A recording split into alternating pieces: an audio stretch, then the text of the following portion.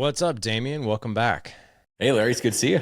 It's good to see you too, man. It's been forever. I think the first time I had you on the podcast was 2019. Yeah, a few Isn't things that have crazy? happened then. Yeah, it's like 5 years ago. It's just mind blowing to me. But it's great to have you back, man. Now, so let's start off with some of the obvious things. You are not a dad, right? Nope. Unless something's changed that Nope. I don't know. Nope. Although it's kind of interesting because I have a number of friends that have been introducing me to some of their single friends, and these gals have kids. So you never know. Next Yeah, time I see you, I could be a dad. You you never might be a know. bonus dad. Might be a Yep. bonus dad. Yep. Yeah, that's cool, man. Well, so let's do this though. Like, I would love to just bring the audience up to speed on who you are and exactly what you do. I know you do quite a bit though. Yeah. So I'm. It's kind of funny. It's almost like the question, "What do you know?" It's like, what do you do, and who are you? And it's like, Who's your daddy and what does he do? yeah. I mean, it's I think at my core, I'm somebody that saw problems and got frustrated and wanted to go solve them. Like I can't help myself. I always want to solve problems, and that's just my entrepreneurial blood. And so that led to me getting like thrown out of college because I started a bookstore on campus and put the other bookstore out of business. And so I was always getting myself into trouble because of this, and also learning a lot and forming things. And so, the things that are happening today that I'm sure we'll talk about seem like, wow, that happened out of nowhere. In a couple of years, this magic thing happened, and the overnight success story took 35 years to develop. And it was really a process of learning in the streets. My PhD and that I got at the School of Hard Knocks and the University of getting the crap kicked out of me was that's where I learned what I learned. And it was through a process of doing a lot of real estate stuff and setting up businesses and failing and losing 25 million in 2008 and going homeless. Like all that stuff was the origin story that took multiple decades. And it was me figuring out my process. It was this thing that I had to go through. And I actually remember back in towards the beginning, I think it was in 2000, I was talking to some guys when I was starting to buy some real estate and thinking I was going to be the next Donald Trump. This is like before President Trump. This is like, real estate Trump. Right. And these guys, I said, hey, so I would like you guys to loan me some money. And they said, great, let us know after you've gone bankrupt a couple of times. And I was like, that is the dumbest thing I've ever heard. Like, what do you mean? And they're like, well, you're new. You don't know anything. And I was like, why would I need to go bankrupt? And then having lost all my money several times since then, I realized what they were getting at. Like there's a process that you have to go through. It's just getting money is not really success. It's not wealth. It's probably pretty fleeting. Like you have to go through this whole thing. And that's what it's been. 70 companies later that I've started and run and made money in some, lost money or learned things in most of them. And that's led to today and the work that I'm doing and my version of building back America, which is not a political slogan. It's a real world slogan around doing things that build communities and build people and create jobs. And it's a deeply fulfilling shift from success to significance, which is, I think, where I'm at in my mid 40s now. It used to be just about more money. And that was a really interesting, very futile game that I was playing and not really playing it anymore. Yeah, I know you have this approach to, instead of chasing money, you want to solve problems. Yeah. So just tell me about that mindset shift.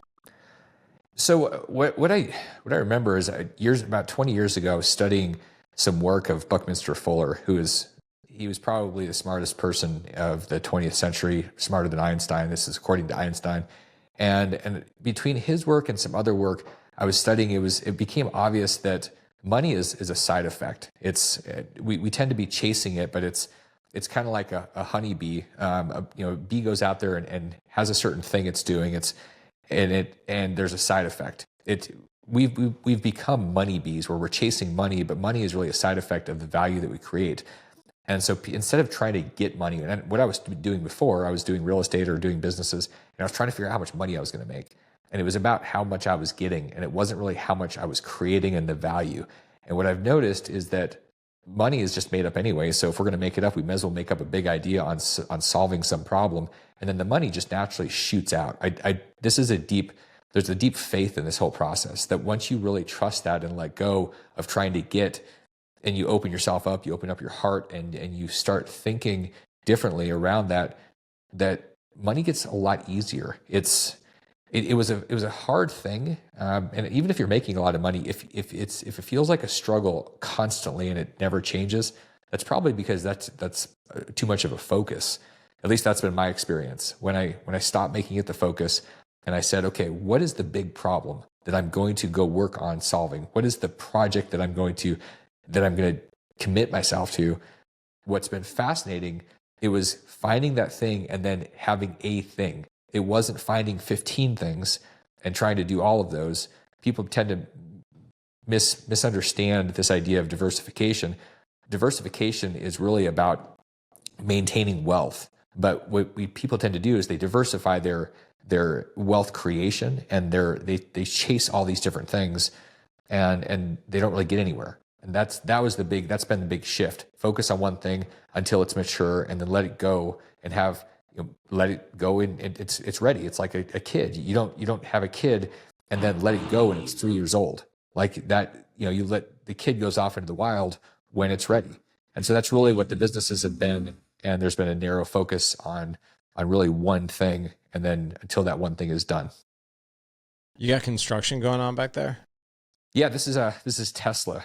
Apparently they decided to start drilling on my roof. It's good timing. Very, very good timing. Oh my gosh, that's funny. But yeah, so take me to what happened in 2008. I mean, obviously we had the real estate, or we had the housing market just collapse, but what was your situation, and how did you become even homeless? And most importantly, how did you make it back? I mean, right now I'm talking to a man who has 400 and almost half a billion dollars, correct? In assets under management. Yeah, over $500 million under management now. That's unreal. So that is quite a comeback, my man.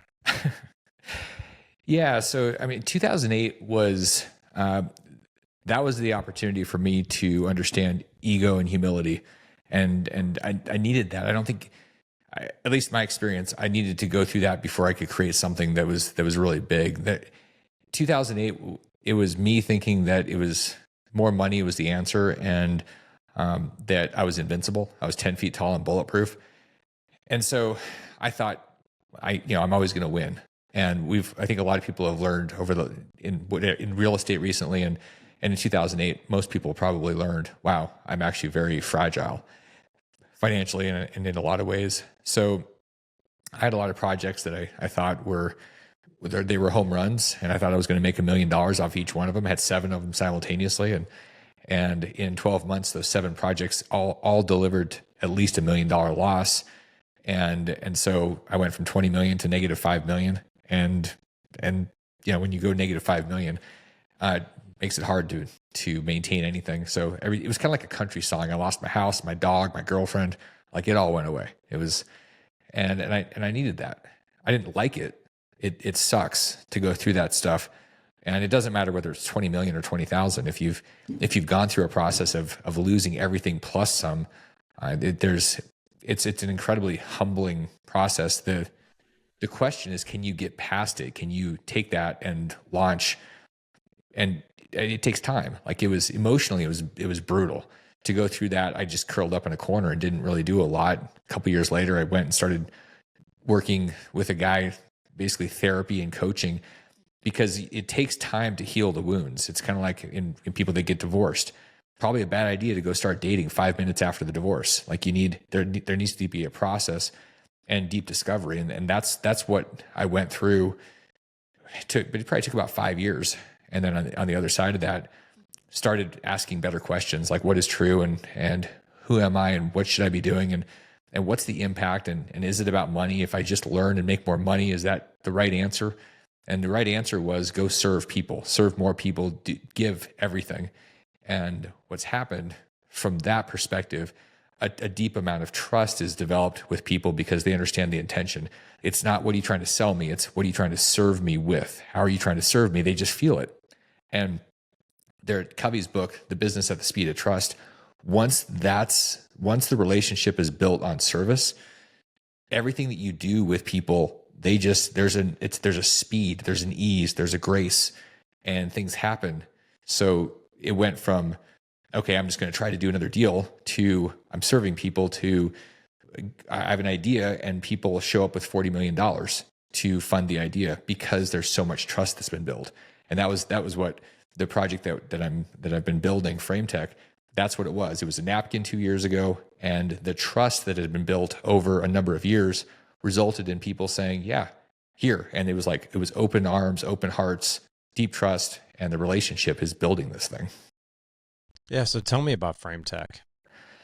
So FrameTech is this really funny story that a few years ago, a long-term friend, 30-year friend, brought me this project, and he said, I got this deal. It's this idea some people in Arizona have. And I said, that's great, but I'm busy. And so I ignored it for 6-7 months. And then my partner, David, and I looked at this thing and we said, this is interesting, but something is wrong because it's too good. It seemed like they've missed something. And so we were curious. So we went out and flew out to Arizona. We were both in Birmingham, Alabama at the time, and flew out to Arizona, met with these guys, and we liked them. We sat at lunch, and we were actually where I live now in Sedona. We were having lunch in Sedona, and we heard the story. These guys have been around in the industry of truss manufacturing and building since the 70s. Like these are like OGs. Like what the patriarch is 80, and he had this idea to reimagine truss building and manufacturing of framing, because nobody's really done anything innovation wise. Like that industry doesn't change. The nail gun was the last big innovation about 50 years ago. And so he said, I've got this idea, and he had it all mapped out. In fact, Marvin has a plant, like a manufacturing plant running in his mind 24/7. So we liked them. We liked the deal. We said, okay, we're in, you got your money. And they basically said, you're full of crap. At least that's what they were saying in their head. There's no way these guys are having lunch with us and they're going to commit $40 million. But what they didn't know at the time, and they've since met the people that are part of this community because our investors were out in Arizona, about 100 of them 2 weeks ago. They didn't know, because they were just getting to know us, that we had built all these relationships with people, and people were looking for what we were focused on, what we were interested in, what we were excited about. And we started this deal.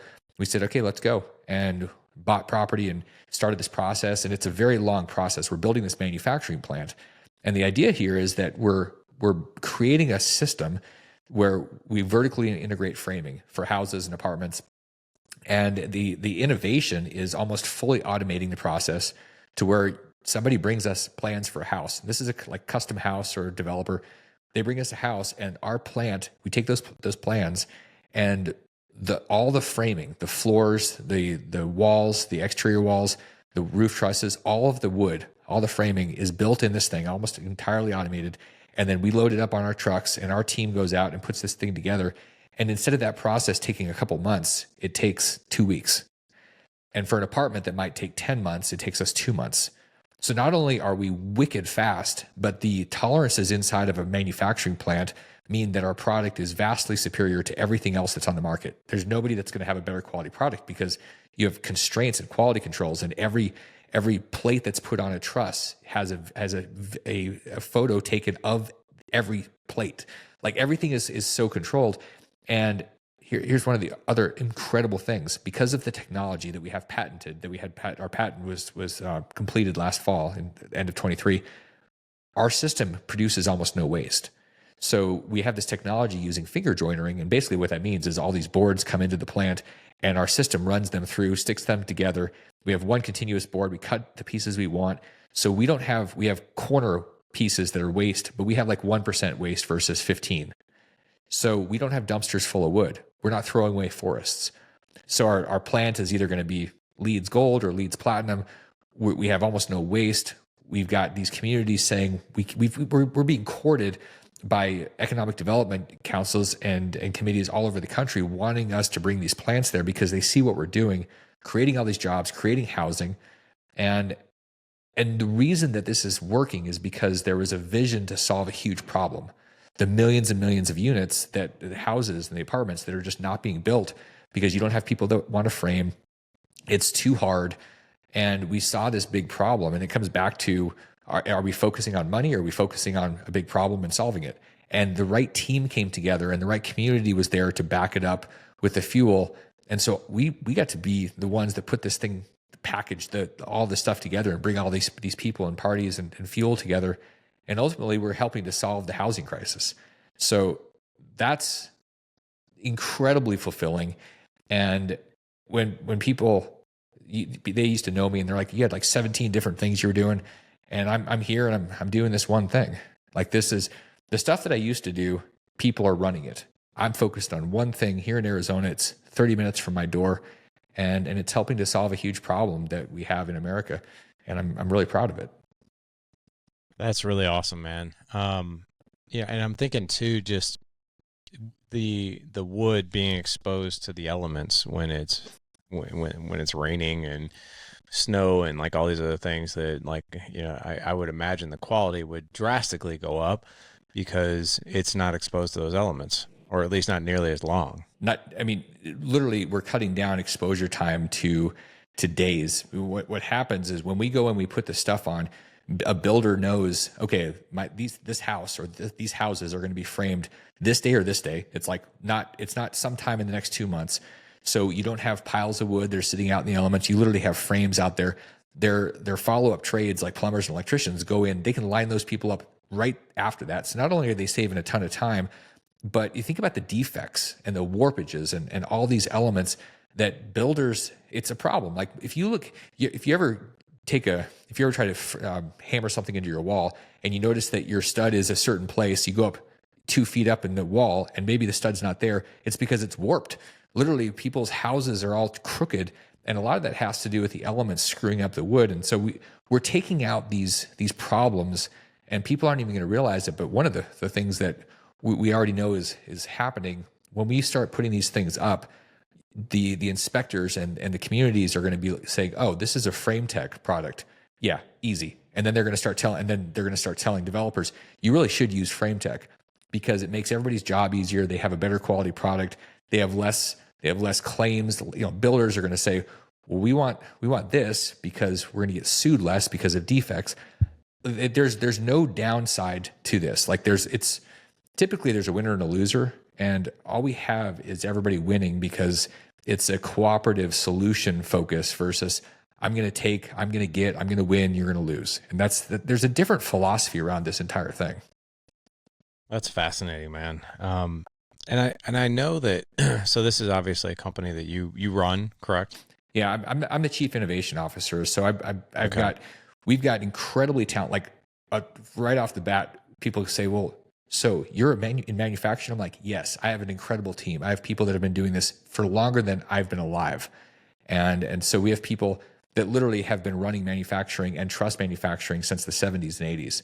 They're the ones that are bringing it online. They're the ones that are operating it day to day. And my job is to bring all these pieces together. And I'm there in the building, and I'm part of this process and making sure that the resources, that the fuel's there. And so we all work together. And then I go in and I disrupt things, and I come in with my bizarre creativity. And we're doing things like putting glass dumpsters out in the parking lot to show people the amount of waste that we have, which is almost none. So it's just cool stuff that I get to be a part of. That is really awesome, man. And I know that you've been like, so let's put FrameTech on the shelf for a second. You've got a huge just plethora of experience when it comes to just investing in general, correct? Yeah. I feel like I've done a lot, and then every time I do something new, I'm like, "Well, I didn't know you could screw that up." But I've done a lot of different things. So yeah, I guess I come to the table with a lot of unique ways to mess things up and how to win at certain things. But I've definitely done a lot of unusual things. What is your view on?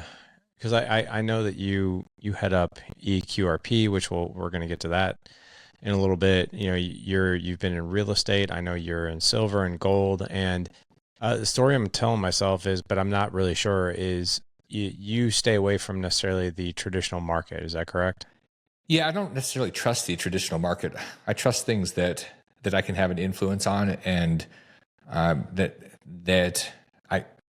there's a bit of a control. I don't like having a system being able to control things like a traditional Wall Street thing. I like to be able to know, get my hands around the products, the services, be able to touch and meet and be face to face with the people that are involved. So I tend to stay away from things that are just inside of a black box or behind a curtain. And so, again, going back to like real estate, gold, silver, what type of market do you think we're living in right now? Like I got to admit, I'm very nervous about just our future. I feel like this bubble is going to burst. I'm looking at the even the deficit. The deficit terrifies me. But then again, I'm not necessarily an expert either. You know, like yourself, who's been around this type of thing for years and years. But what are your thoughts on the deficit and how volatile the market is right now, and where should people be putting their money right now? You know, it's interesting because, you know, I have a certain amount of experience. I've been actively investing and building things for the last 3 decades. And then you see somebody like Warren Buffett that's been doing things for 60, 70 years and has gone through multiple wars and recessions and things. From his perspective, he does things that are simple, that he understands. He hates Bitcoin. I don't agree with him, but that's my perspective. I've done things. I trust things that are honest, that I can get my arms around. I'm very hopeful and optimistic around America and the idea of America and people that still embrace that. It's interesting when I believe that we are in a massive bubble, and it's a global bubble. It's a bubble of everything. And it's simply because there's just been so much pretend money, this fiat, this, you know, printed cash that's been put into the system, and it's looking for a home. So it's trying to convert itself from paper and smoke into real things, which is why you see real estate. I hear people constantly saying, yeah, that house was $112,000 and it was like 5 years ago, and now it's 500. It's so expensive. And I'm like, no, it's not, it's the same house. It's just that there's been all this cash. So what does that mean for you know, when you're looking at life and as an investor, or just your outlook? I think it means that you have to get smarter than just handing your money over to Wall Street and hoping it'll all work. I think it means you have to start asking yourself, why am I investing in things, and get aligned with both your values and reality, and then find things that make sense, that you can trust. Like the reason that I'm such a big fan of gold and silver and real estate, and even behind the real estate is the building. Like when you look at the gold rush, there was a lot of excitement and a lot of chaos in the gold rush. Who ended up surviving for the next 100 years? And it was Levi's. They made jeans. And so they weren't speculating, they were building something, and they kept producing things. And so I think finding ways to do that, being a participant in things that are building things. And so it's like first order thinking and first principles, really going to the basics. And so gold and silver it's the basic. It's been money for 5,000 years. So I like that. You can't print it. And so I also think that it's really valuable to invest in people, in relationships. I don't think they're going to go out of style. As much as things are being digitized, I think that there's a value there, which is why we've spent a ton of time, and I've put a lot of energy and effort and resources into building people inside the company and the community. Because I think that I not only do I think, but I've seen the results when you invest in people and the ripple effect that has, because you build a ton of trust. So I've noticed that you don't see people fighting and clawing to get into Zambia. You don't see cash fleeing to Japan. You still see America as the best chance for prosperity, and so I think we're very fortunate to be here. I think that there's a lot of problems, but I'm grateful to be here, and it doesn't mean that it'll always be this way. But I think that we're not doomed. I just think that there's probably going to be some shifting. There's very easily going to be a pop of some sort. I think that in all likelihood, we're going to have a shift of the financial system like we did in 1944 or 1971. And there's going to create some winners and losers in that. And so anybody that's putting their head in the sand or just is feeling like they're too busy or too overwhelmed, there's probably going to be consequences to that. I think right now is a really good time to to start digging in and understanding what's going on and really reconsider the idea of abdicating responsibility around investing and just showing up for a job and thinking it'll all work out. I don't think that's going to be enough in the future. And I think that the pivot moment is probably sooner than later. I don't think it's 15 or 20 years. I think it's this decade, and it may be in the next few years. So I think it's important to spend time learning in places like this and not just going through motions and looking forward to fall football. Right. No, I agree. Before we get to EQRP and other ways to invest, what is your view of people who are investing in their 401k? So like I've always been, taught like when I was growing up that like, hey, if there's a match, at least do the match of your company. Otherwise you're literally you're passing up on money that you otherwise wouldn't have. But the story I'm telling myself, and maybe I'm wrong, is that, you in particular, you invest into everything that we've already talked about. But I also think that, for the average person who doesn't know a lot about investing, who doesn't even like some of the things we've even spoken about in the first 25 minutes of this podcast, this might be new to people. But what is your view or suggestions on people who work for a company, they have a 401k match, should they be doing that? And if so, how much should we do? So I think in general, so I've gone back and forth. I used to say, well, it makes no sense to do something where you can't totally control it and you're still stuck in a system with the regulations around retirement accounts. Understanding people's psychology. So one, you've got matches. So it's like free money. That's what we're being sold. Get the free money, get the match. And unfortunately, there's the law that says we're going to spend everything we make. And so unfortunately, most people are going to spend all their income. This is a way for people to actually have something.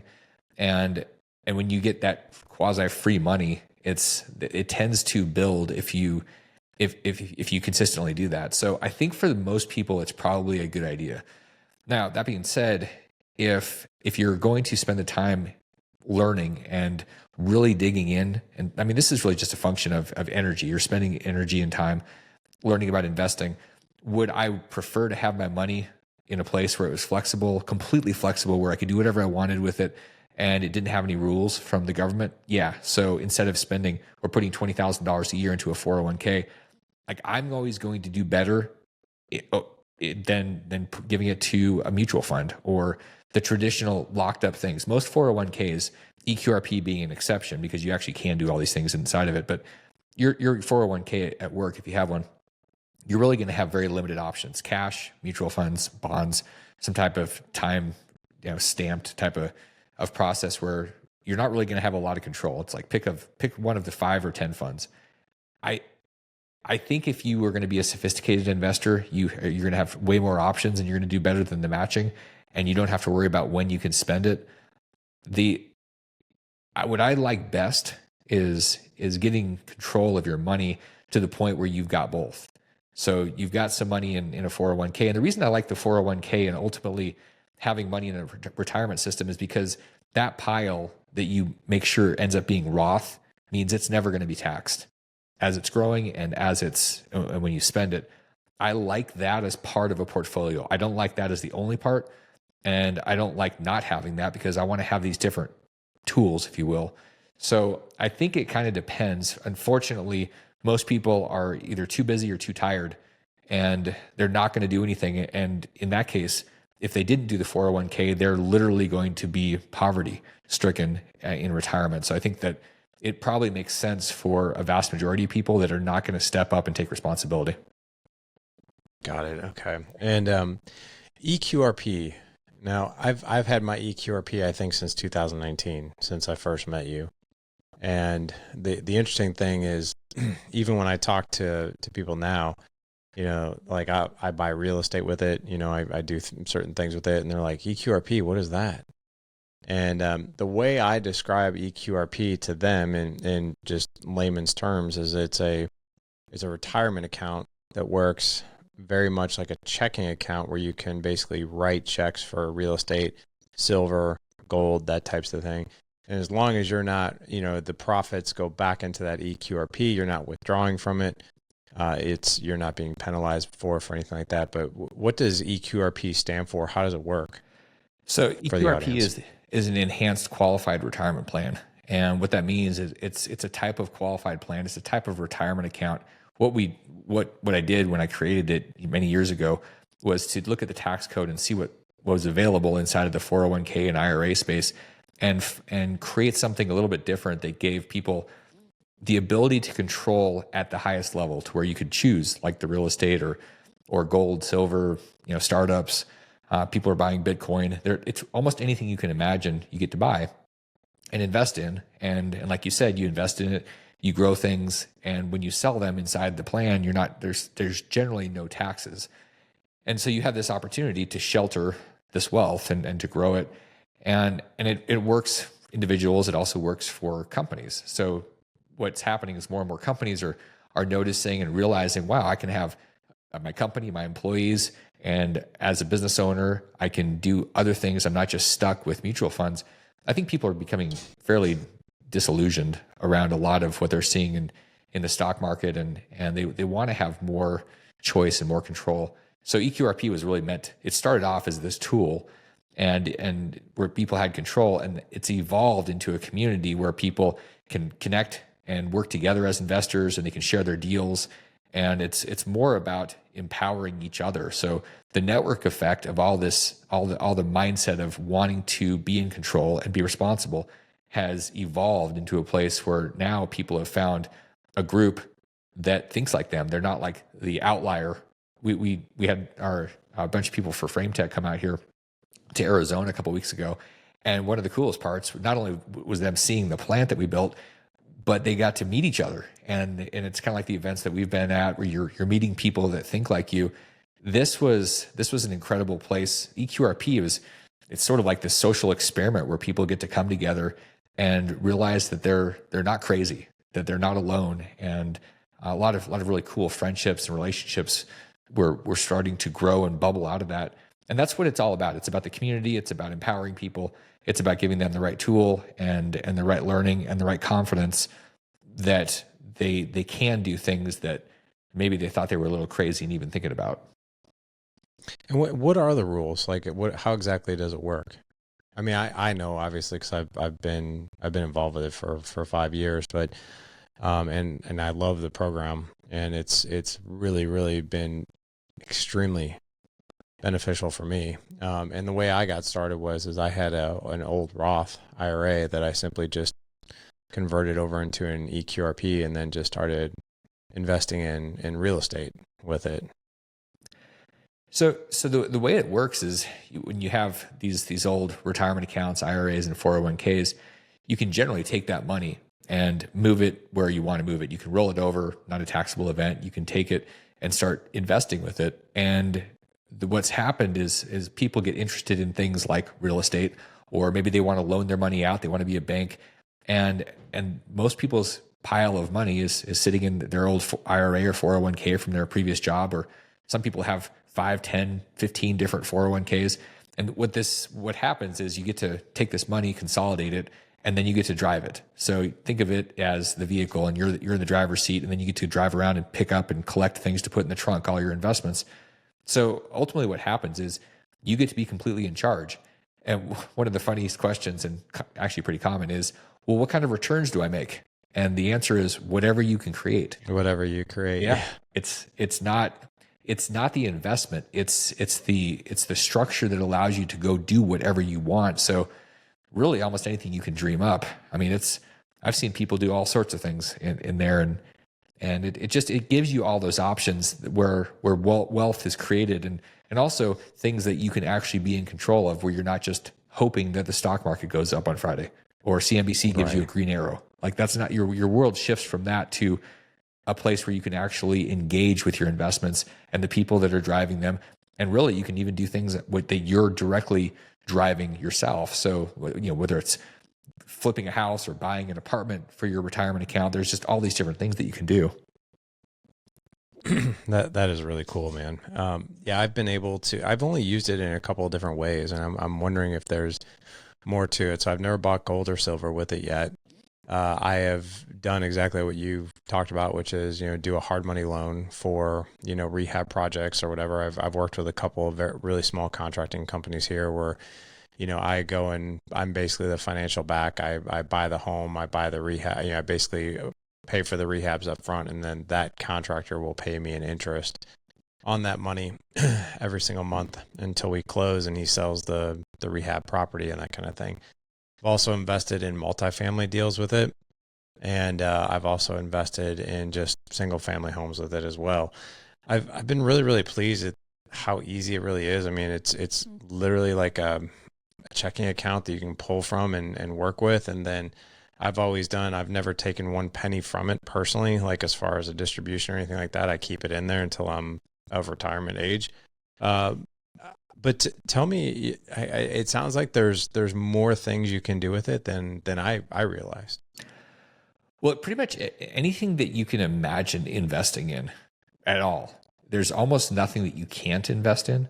There's just there's a few obscure things that the IRS says you can't do these things, but people invest in projects all over the world. So there are people that say, well, I don't know if the government's going to do something, so I want to have land in Costa Rica. So they have their retirement money then invested in land in Costa Rica.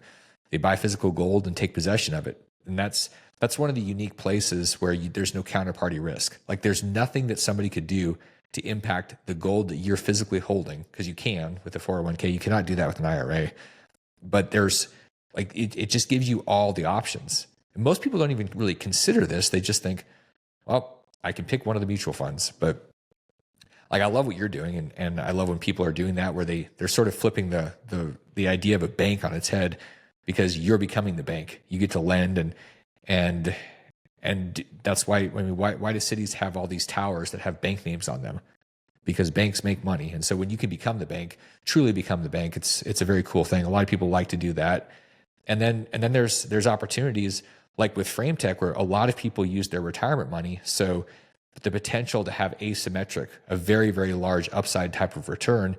And you're just not going to get that when you're investing in the S&P 500. It's just not realistic. Right. But right. Potentially making 30+% on your money, you have to be involved in something that's building something. Like that's how that works. There's not a way to do that if you invest in something passively where it's already an asset in place. Like you're not going to make 30 or 40% by buying a rental house or an apartment that's going to be rented out. It has to be something that's built and then sold. And that's how that works with those type of returns. And this gives you those options.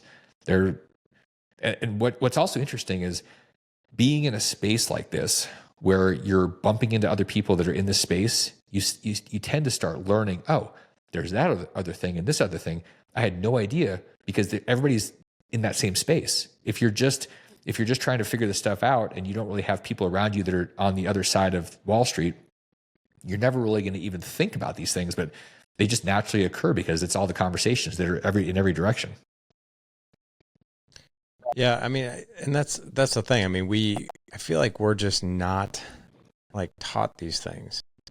Like I mean, even investing, like right now, I've got two high school students, and they're going through like they keep saying to me, they're like, Dad, like, when are we ever going to use this? Like, shouldn't we be learning about taxes, and shouldn't we be learning about investments and that kind of thing? And I'm like, yeah, you should. And I've been working with my kids on those very things, like having those conversations. We're reading books together. But I mean, we even just recently started a book called Money Skills for Teens, everything they're not teaching them in school. And I think that they need to learn those things. Like they need to, we need to learn those things, and versus, doing it too late. Let me ask you this, as far as, just as we wrap up here, there's a lot of people out there that I think they don't exactly know what their number is. Like they don't know, how much money do I need to retire? And you mentioned even the term, people putting their head in the sand, right? And they don't really want to think about it. They don't want to track it or whatever. But how do we know what that number should be? Because I'll never forget, when I was first asked this question, probably 15, 20 years ago, when I first started in just the career space, and they're like, "What do you number?" I was like, "I don't know. I think it's this." So like there was no thought to it. It's just like, "Oh, that number sounds good." But how do people come to that number? I've been thinking about it. It's a great question, and I'm glad you asked that. I've been thinking about this a lot recently and asking that because typically the way that traditionally the number comes up, a financial advisor that's selling stocks and bonds will say, okay, you need at age 60, you need $3.2 million because we're going to pull out 4% a year and you're going to make, we think 7% a year. And that's it. And that's just all hope and speculation that the markets don't go goofy or they don't go flat or they don't do what they did from 1932 to 1954. Like there's periods you don't really have any control. My thinking recently has been that for everybody, this is a universal, I believe this is true for everybody, getting to your goal should be you have absolutely no debt and personal debt. You don't have any debt, house, cars, anything. And you have at least six figures in passive income. And it was funny, I brought this up and one of the guys that works for me said, I can't feed my kids for $100,000 a year. Now, he has a lot of kids and they're very hungry. But I was like, okay, so double or triple it. But let's start there. And I think for most people, if you were to start, if you had no overhead other than utilities, food, travel, it's pretty interesting to think about what that would look like. And here's the other thing. If you go, okay, well, I could do that. Once you do that and you actually don't have the stress and the mind space that you're consumed with dealing with all your money, trying to deal with your debts, all of a sudden you've built up this $100,000 a year. It's going to take time and energy. You're going to end up building a different muscle set. And so going from 100 to 200,000 is really not that big of a deal. It's a lot easier and faster than going from 0 to 100. So if you can, and I think everybody can get their arms around this. It's if I said, okay, you got to go, the number is 5 million or it's 10 million. Like Grant Cardone says, it's not a million. Like you got to have at least 10 million. I don't think that's true. I think that you could have a business that was producing $100,000 a year as a great baseline, and that was just kicking it out to you as an owner, not as you working there, but like you've created a business. Like I've got CEOs in these businesses, and those generate money. So it's who you become in this process of understanding that debt. Like if you want to go biblical, there's nothing in the Bible that says go get a bunch of debt. It says the opposite. And so you say, okay, I'm going to honor that. That's a first order, like thinking. That's a first principle that having debt on a house and a car is not something good. My dad died with the same amount of mortgage that he did when I was 7. And I remember thinking, how did that happen? But it's because it was never a value to him to get out of that, to not have that as a part of his life. He just thought that was smart to have debt because it was a tax deduction. And I can tell you that, and you know this, wealthy people have lots of strategies around taxes. It is not necessarily that they want to have a mortgage until they're dead. So I think that the number, I'm just reimagining what this can look like. And when I talk to people and they go, whoa, because typically if somebody says, I don't have any debt, they go, except for my house and maybe my except for my house. Right. So I'm like, well, that still counts because you still have a payment. And if we can knock that out, and this is not, so Dave Ramsey would say, let's get rid of all the debt. But what Dave Ramsey doesn't talk about is becoming a sophisticated investor, like learning those skills and learning how to create money, because money is created out of thin air. So why can't we do the same thing? We just don't. It's not that we can't. So I think that for me, that's the number. And I don't have an obsession around, I need to have $1 billion or I need to have 100 million or there's not a thing around that. The other part of this answer is why.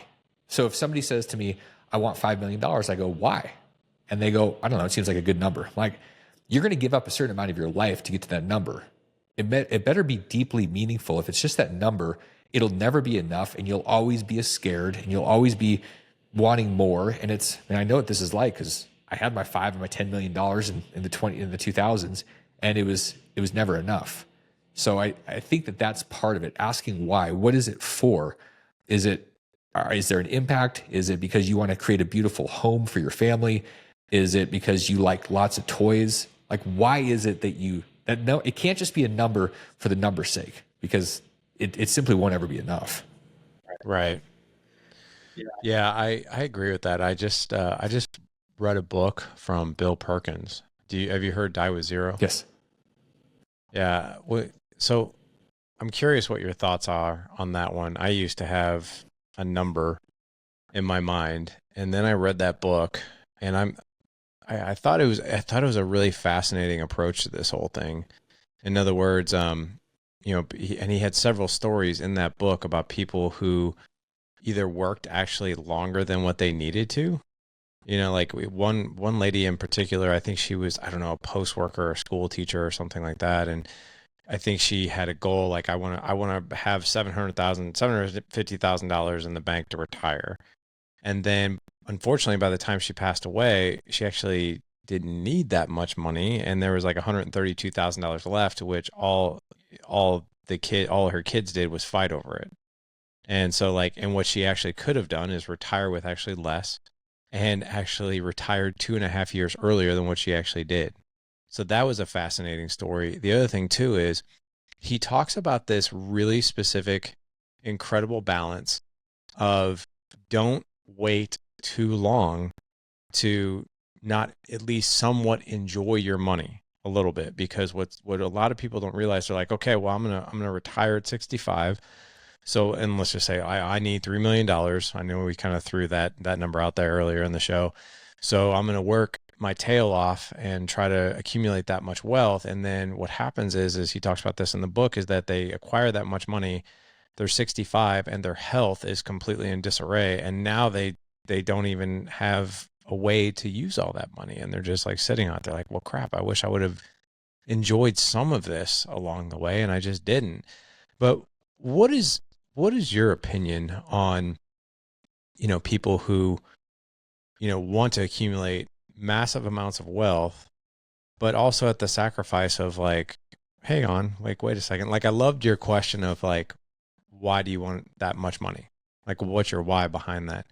But what is your view of that as far as just having this balance of enjoying the money while you're accumulating it?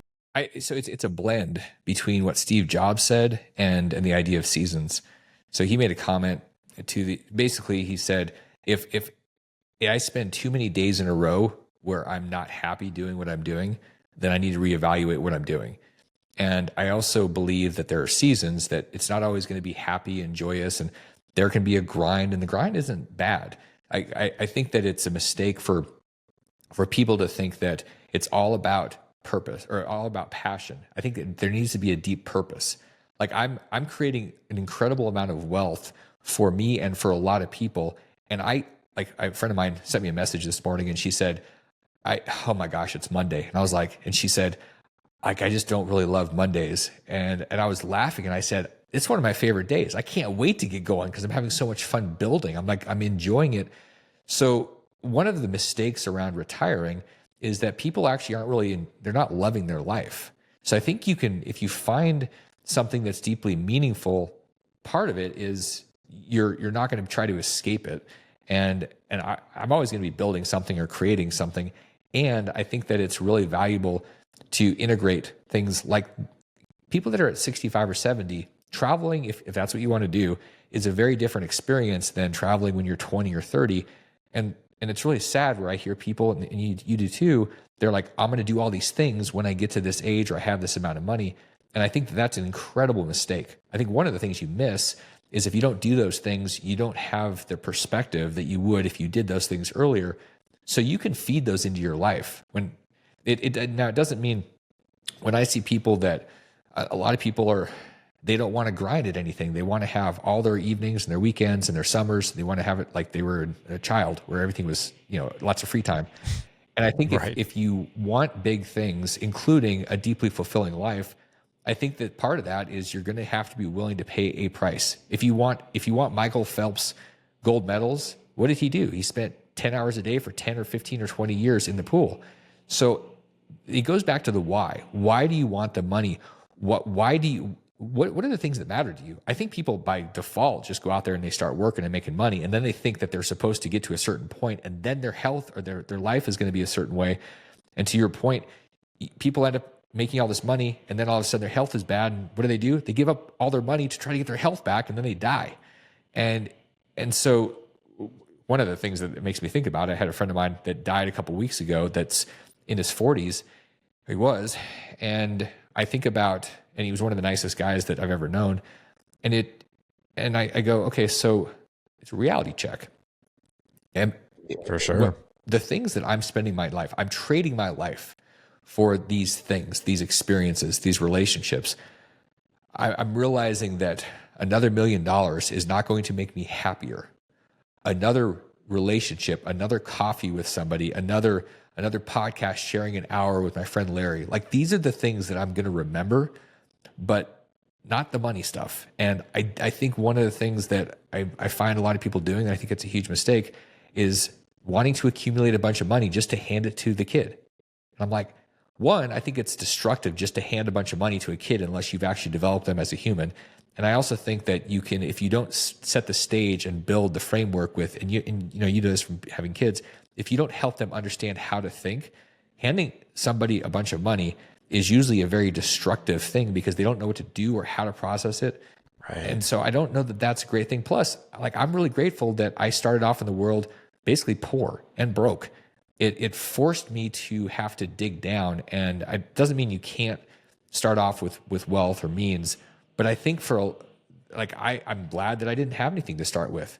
And so I think it's important to sit back and really be a part of either groups or have somebody that you can deeply have these deep conversations with, whether this is a mentor or it's somebody that is wealthy, that's generous, that isn't just philosophizing, but has actually gone through this stuff and has perspective. I don't think people know where to go for this perspective. I think they just sort of stumble through, and by the time they figure maybe something out, it's way too late. So these are great questions, and they're not really talked about. They're not really understood, and there's no real place in general to go for them because modern or mainstream media or the educational system is failing to provide any realistic help.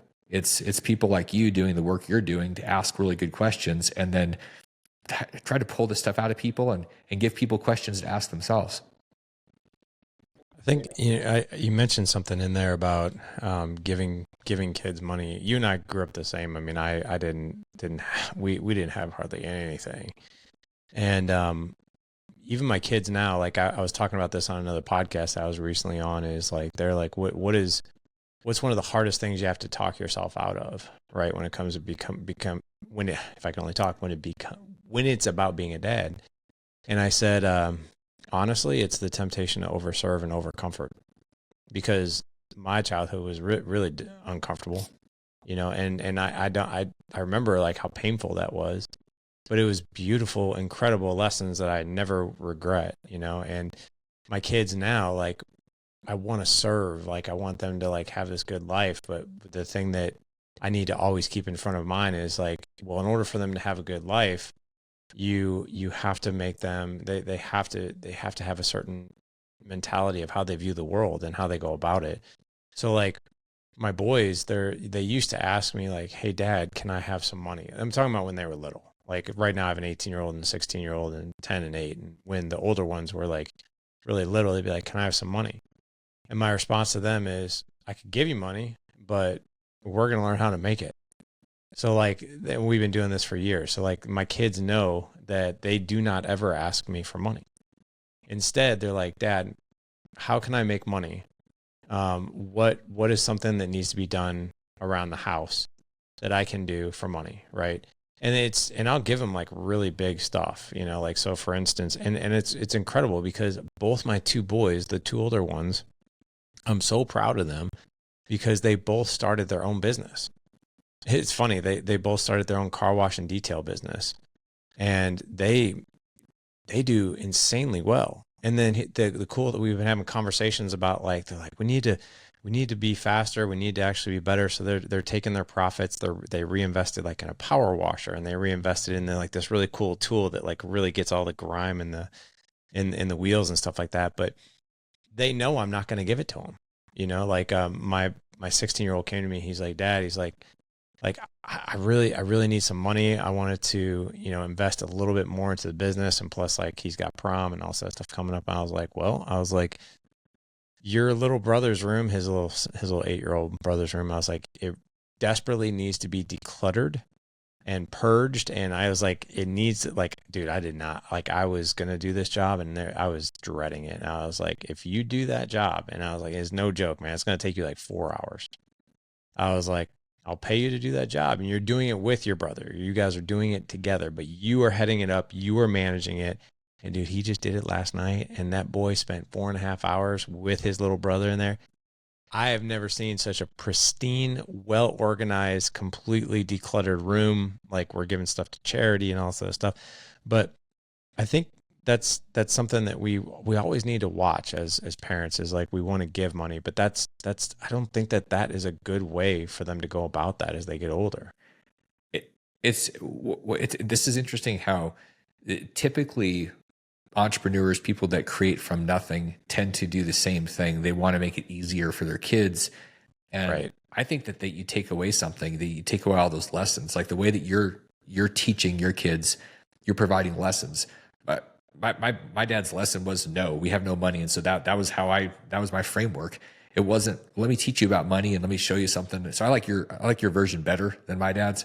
So, I think that there's a healthy way to do this. I think it's really destructive to just hand money and cars and all this stuff without these kids. And what's happening, Larry, sadly, is I think we're developing a lot of very weak adults that are going out into the world, and they don't really know how to function. And then you get people that had to go create it, and they've got thick skin, and they've got resiliency, and that came probably not from being given everything and life was super easy. So it's got to be hard. I think the inclination I would have would be, I want to give things because if I had kids, that's a natural thing. You want to take care.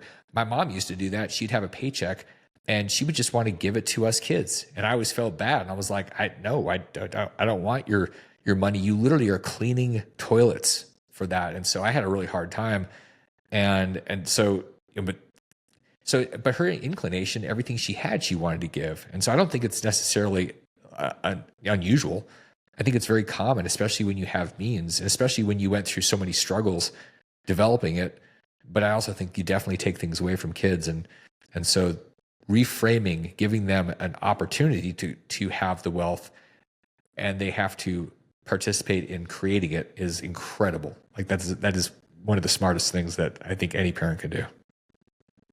I agree, man. I agree.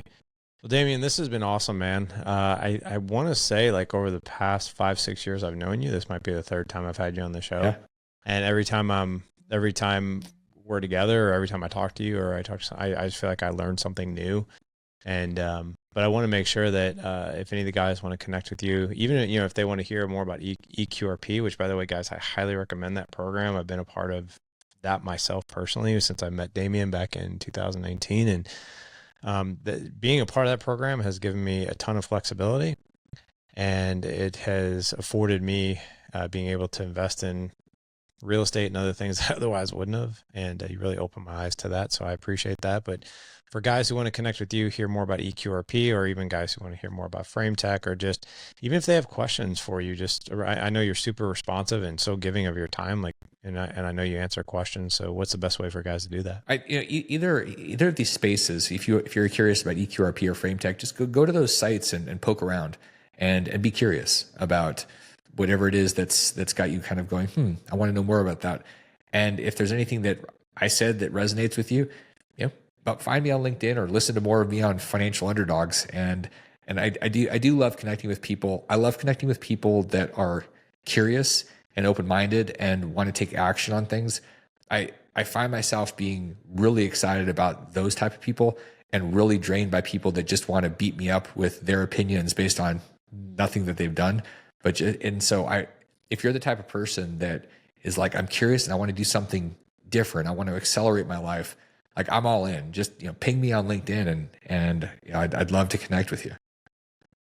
I think that's actually how we got started, because I just started asking questions about EQRP and getting really, really curious about it. And you were and always have been so helpful, and I was just like, oh man, this is great. So yeah, guys, Damian is just he's a fantastic individual.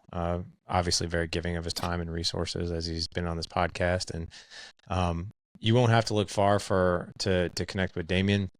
All you have to do is go to thedadedge.com/Friday157 for this show. Again, thedadedge.com/Friday157 for this show. Thank you so much, Damian, man. This was awesome. Thanks for giving me your time and your expertise, man. This is super helpful today. Well, I appreciate you having me. It's super good to see you. It's been too long. It's amazing how fast time goes by.